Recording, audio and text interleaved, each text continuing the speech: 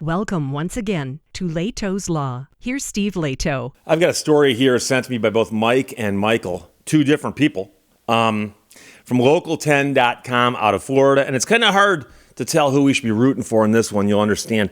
Woman accused of helping trio steal 12 cars from Hertz while she worked at the Fort Lauderdale Rental Center gate. Sanela Sabovich and Andrea Torres wrote this for WPLG, which is local10.com. And I know that because I had a very, very good friend who worked at WPLG television down there for a little while.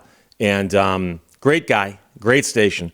But detectives have accused a 24-year-old woman of conspiring with three men to steal 12 cars from Hertz while she worked security earlier this year at the Fort Lauderdale Hollywood International Airport's car rental center. Her arraignment on 13 felony charges related to a dozen cars stolen from the Hertz parking garage was back in May, and that happened in Broward County Circuit Court. Now, the reason this story's in the news now is there's some upcoming dates, and they've learned more about what's happening, but the story began back in May, and here we are in October. So the woman lived in Sunrise, and she allowed the drivers to exit the Hertz parking garage without showing identification, and she pretended to scan the vehicles as they exited, but she did not actually do so. That's according to a report written by a BSO detective, and that was to apply for an arrest warrant. So a Hertz corporate security manager learned later that a black Kia that had been stolen at the FLL Car Rental Center was involved in crimes in Texas, while a white Toyota Corolla that was also stolen at the FLL Car Rental Center was involved in crimes in Virginia, according to the 17-page warrant for the woman's arrest. The others were a second black Kia, three gray Kias, a red Kia, two blue Nissan Altimas, a red Hyundai Sonata, a maroon Nissan Sentra, and a black Nissan Altima, according to the detective's affidavit. Now, I know what you're saying. You're saying, Steve, wait, 12 cars, but 13 felony charges? Well, there's at least one charge for the conspiracy to commit the thefts. Remember, if you get together with other people to break the law, the courts and our government are always going to say that's worse than you committing a crime by yourself. So the woman had access to all the Hertz company vehicles, had knowledge that the keys would be in the vehicles, and knew the slowest time of business that would allow them to commit the crime. And so obviously there is a security issue there where you leave the keys in the cars. Now, of course, you're going to say, but Steve, that's going to help them get the cars out faster. And if they can't find the keys, it's always kind of tough. But you know something? Things like this can happen otherwise. Prosecutors filed the case against her, and deputies arrested her at her home in late August. She was charged with first-degree organized fraud, 5 counts of second-degree grand theft, and 7 counts of third-degree grand theft. Now, I don't know the differences between second-degree and third-degree grand theft. It might be based on the value of those cars, but you'll notice that there is, in fact, a charge of first-degree organized fraud. Now, some people are going to say, Steve, did they ever catch the people who drove off in the cars? There's no mention of that in the story. And it doesn't look like they necessarily did catch anybody. And so, of course, if somebody comes in, gets in the car, drives out, and she just lets them do it, how would they ever identify those people? Unless she narked them out, which it doesn't look like she did. But they might never catch those people. They'll possibly recover the cars, although the fact that they went to Texas and Virginia indicates these cars are getting scattered all over the place. So Broward Sheriff's Office correctional deputies held her at the local detention facility. A bond court judge ordered her to prove that the $62,000 bail that she posted was not from criminal proceeds.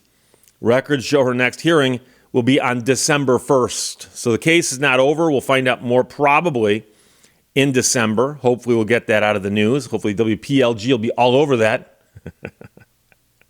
My friend's not there anymore, so I'm not sure if they're going to be all over it the way they would have if he'd been there.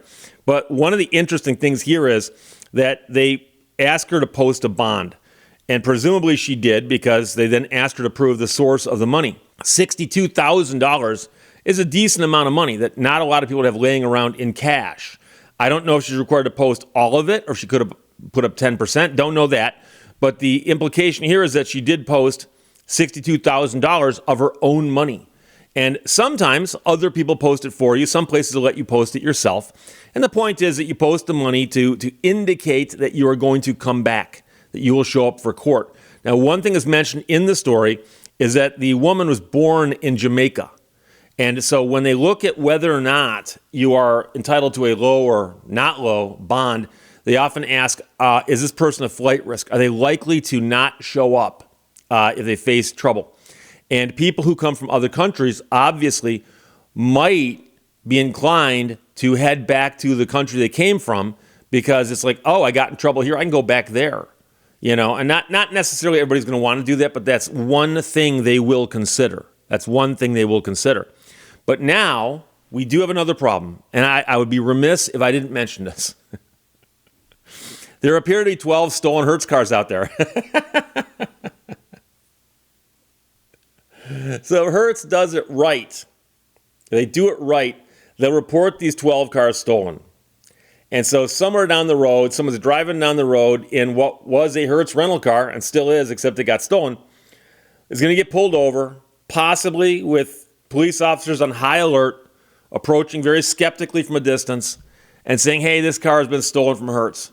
Now, the person who's driving it might realize that, but somehow you and I both know they're going to enter 12 VINs into the system, and chances are they're going to enter one or two of them incorrectly. And someone who innocently rents a car from a Hertz center is going to get pulled over in a very, very high tension situation and be told that, yeah, the car you're driving was stolen from Hertz in Fort Lauderdale. And it's going to turn out that it wasn't. That's just, you and I both know that's just that's just likely what's going to happen. I don't know. That's just the implication to me from all this story here. That's but I could be wrong. But we know that they have a hair trigger when it comes to reporting cars stolen. And so here we actually do have 12 cars stolen from Hertz. But it makes you wonder, will they keep storing their keys in the cars on the lot? Or will they simply just say, hey, maybe we better hire better people to be at the gate? Now, I will admit, I don't think I've ever rented a car from Hertz in my entire life. I don't think I have. I don't think I have. I've tried to rent from Enterprise as often as I can, but I've been places they don't have Enterprise, but I've always found other companies. But I can tell you that what I do like is I remember the last time I rented a car at a place where the car was one I was not familiar with. And I remember I got it in the evening, and I remember I've got all the paper, and they said, you have to show that at the gate when you leave and all this. And I get to the gate, and I hand the paper up, and it was a man, and I said, hey, I got a question for you. Where are the headlights on this thing? And the guy actually leaned over, reached in the window, and turned the knob for me and turned them on for me. Like I had poked around and didn't see the pictograph for headlights in whatever language this car used. It was a symbol of something. It may have been like this or something, or I don't know. No one knows. But there were headlights on the car. I couldn't find them. And the guy just reached over. There you go. I'm like, oh, cool, thanks. So he was very helpful, gate agent, but he did also scan everything to indicate that it had gone out the door. And the real question I have is if you are working the gate at Hertz and cars leave and you don't scan them, how long, number one, do you think you can get away with that? Number two, how long did she get away with it? Because you'd think that they would do an inventory periodically. Do they do the inventory once a day? Once a week? Once a month? I mean, nowadays, with security cameras and AI, you would think they'd actually just have cameras on the lot. They would just count how many cars are in the spaces. I mean, what am I missing here? And so it makes me wonder if this woman wasn't working at this place and it dawned on her, hey, the security here is so lax that 12 cars can drive out the front gate, and if I don't scan them in, they won't miss them for a while. And it makes me wonder how long she got away with it for. I'm curious about that. So I don't know if that'll pop up we'll see. But again, WPLG Fort Lauderdale ran the story. It's local10.com, where my friend used to work. Sanella Savovich and Andrea Torres wrote that, and both Mike and Michael sent it to me.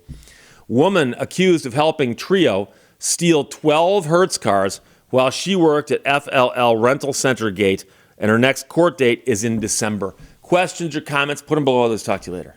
Bye-bye. Thank you for watching Lehto's Law. Diet day number 1. I removed all the fattening food from my house. It was delicious.